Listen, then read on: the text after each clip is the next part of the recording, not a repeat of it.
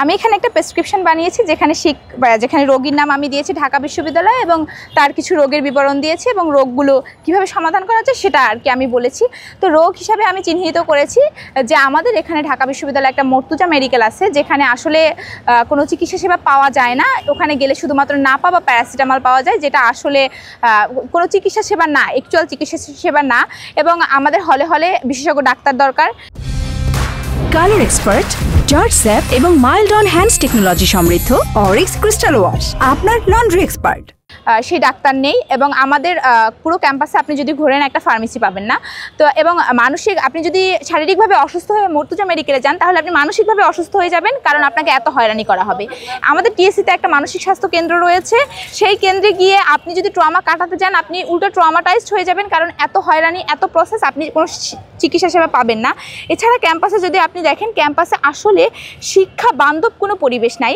শিক্ষার্থীরা বিভিন্ন সময় সাউন্ড পলিউশন সহ বিভিন্ন ধরনের পুষ্টিহীনতা বা বিভিন্ন ধরনের রোগে ভুগে, কিন্তু এর যে প্রতিকার এই ধরনের কোনো ব্যবস্থা কর্তৃপক্ষ নিতে পারে না। সো এই ক্যাম্পাসে শিক্ষার্থী এবং শিক্ষার্থীদের স্বাস্থ্য এবং শিক্ষাবান্ধব পরিবেশ, এই দুটো জিনিস সবচেয়ে বেশি অবহেলিত। এই সমস্যাগুলোই আমি রোগীর রোগ হিসেবে চিহ্নিত করেছি এবং এটা সমাধানের জন্য আমি কিছু ইস্তেহার দিয়েছি। যেমন আমি একটা chain based health care system নির্মাণ করব, যেখানে শিক্ষার্থীরা 24 ঘন্টা বিশেষজ্ঞ চিকিৎসকের দ্বারা সেবা পাবেন এবং তাদের প্রয়োজনে যে কোনো ধরনের চিকিৎসা সামগ্রী তাদের দোরগোড়ায় পৌঁছে যাবে। ক্যাম্পাসটাকে সুন্দর করার জন্য আমি জিরো ওয়েস্ট বেস ক্যাম্পাস বিনির্মাণের জন্য কাজ করব, যেখানে প্লাস্টিক থাকবে না, পাশাপাশি ক্যাম্পাসটাকে সুন্দর করা হবে, শব্দ দূষণ মুক্ত করা হবে এবং প্রকৃতপক্ষে ক্যাম্পাসকে একটি শিক্ষাবান্ধব ক্যাম্পাস করে গড়ে তোলা হবে। আমরা যদি দেখি টিএসসি, কলাভবন, এফবিএস সব জায়গায় ঘুরলে আমরা দেখব যে আমাদের যে ওয়াশরুমগুলো রয়েছে সেগুলো যথাযথভাবে পরিষ্কার না। এই জন্য শিক্ষার্থীদের প্রচুর পরিমাণে বিড়ম্বনায় পড়তে হয় এবং এটা তাদের স্বাস্থ্য ঝুঁকির একটা কারণ, বিভিন্ন রোগ হতে পারে এই জন্য।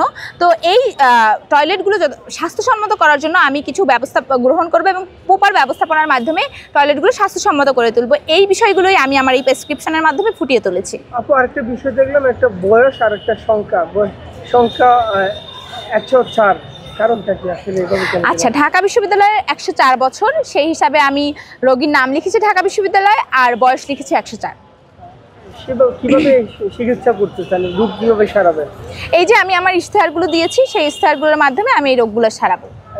সাধারণ যারা রোগী রয়েছে, বিশেষ করে শিক্ষার্থী বলে যে আপনার ভোটার, তাদের কি এমন সাড়া পাচ্ছেন, তাদের কি বার্তা দিচ্ছে? আচ্ছা, আসলে আমি যখন পর্যন্ত না আমার প্রার্থিতা ঘোষণা করছি তখন পর্যন্ত আমি ভাবতে পারি না আমি এত অভূতপূর্ণ সাড়া পাবো।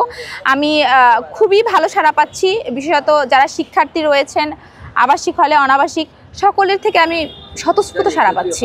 আর সেক্ষেত্রে তো আমরা রাজনৈতিক ছাত্ররা যে প্যানেলগুলো তারা প্রচারণা চালাচ্ছে, দলবদ্ধ তাদের সংগঠিত সংগঠন রয়েছে, আর সেক্ষেত্রে তাদের সঙ্গে কীভাবে মোকাবেলা করছেন যারা আপনার পদে প্রার্থী রয়েছে, প্রতিদ্বন্দ্বী প্রার্থী? আচ্ছা, আমার মনে হয় আমার পদে যারা প্রতিদ্বন্দ্বিতা করছে তারা সবাই অনেক যোগ্য।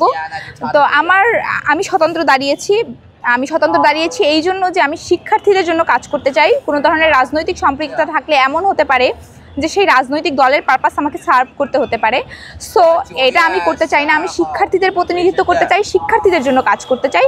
তাই আমি আমার জায়গা থেকে সর্বোচ্চ চেষ্টা করছি এবং আমি মনে করছি আমি স্বতন্ত্র হয়েও তাদের সাথে তাল মিলিয়ে চলতে পারছি। আমার ব্যালট নম্বর 2। আমি ভোটারদেরকে বলবো আপনারা 9 তারিখ সবাই স্বতঃস্ফূর্তভাবে ভোট দিতে আসবেন। আমরা প্রশাসনের সাথে কথা বলে আপনাদের বাসের যাতে ট্রিপগুলো বেশি হয় সেটার ব্যবস্থা করেছি, যাতে আপনারা যথাযথ নিরাপত্তা পান সে বিষয়ে আমরা সবসময় সতর্ক আছি। আপনাদের কাছে অনুরোধ, আবদার, আহ্বান যে আপনারা সবাই 9 তারিখ ভোট দিতে আসবেন এবং দেখে শুনে বুঝে অবশ্যই যোগ্য প্রার্থীকে ভোট দিবেন।